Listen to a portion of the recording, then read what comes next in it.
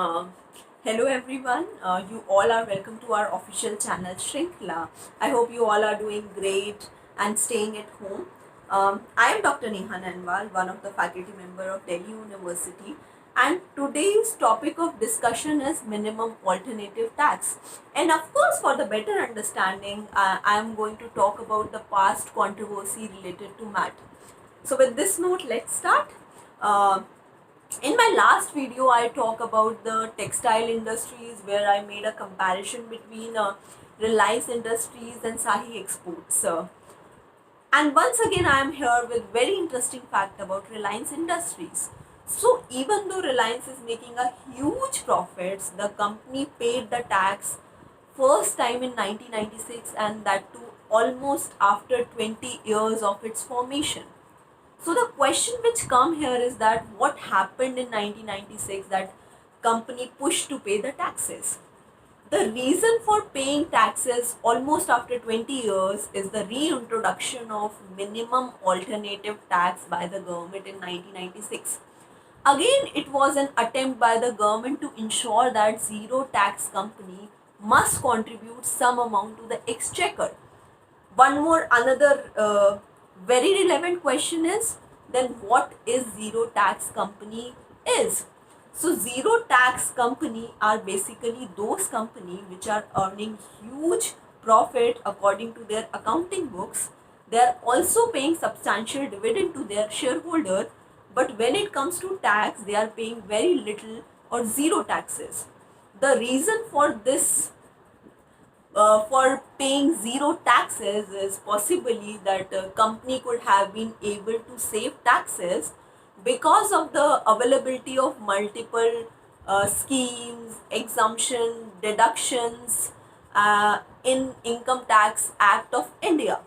So in order to ensure that zero tax company pay some amount to government, minimum alternative tax was reintroduced in 1996.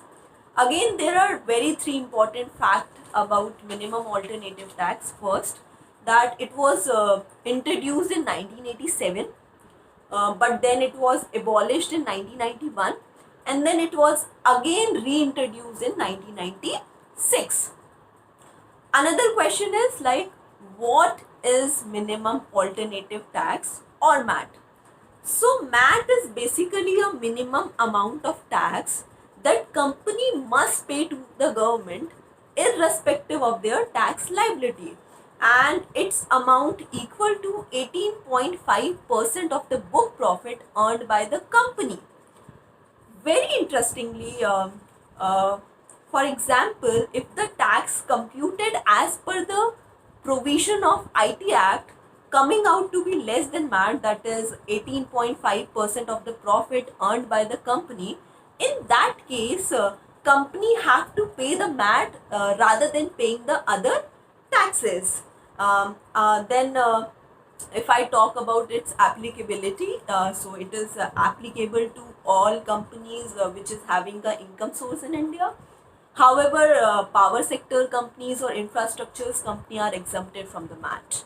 And now the most important segment of our presentation is the MAT controversy.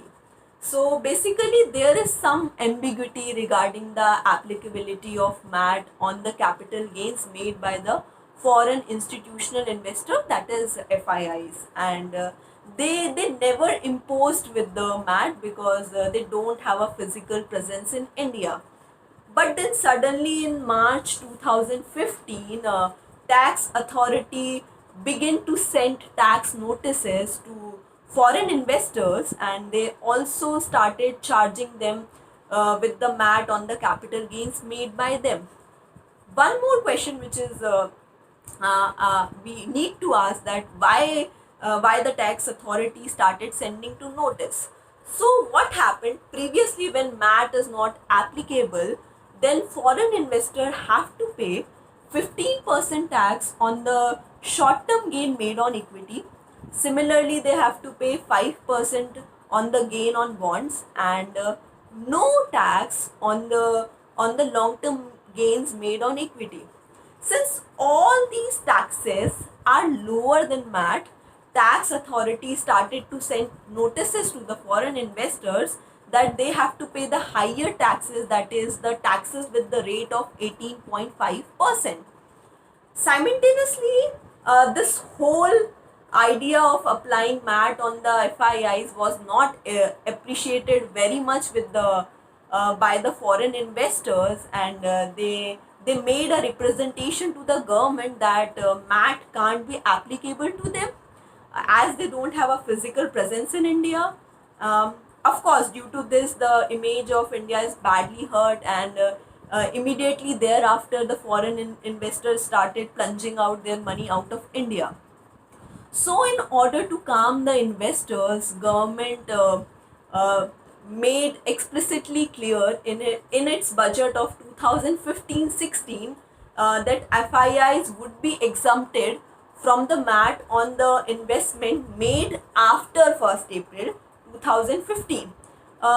But rather than having a positive impact of this, the things become more worse as tax authority started behaving more aggressively to pursue the MAT demands on the investment made by the foreign investors before 1st April 2015. So after all this chaos, to deal this matter more appropriately, government decided to appoint one committee, and that was headed by the AP Shah.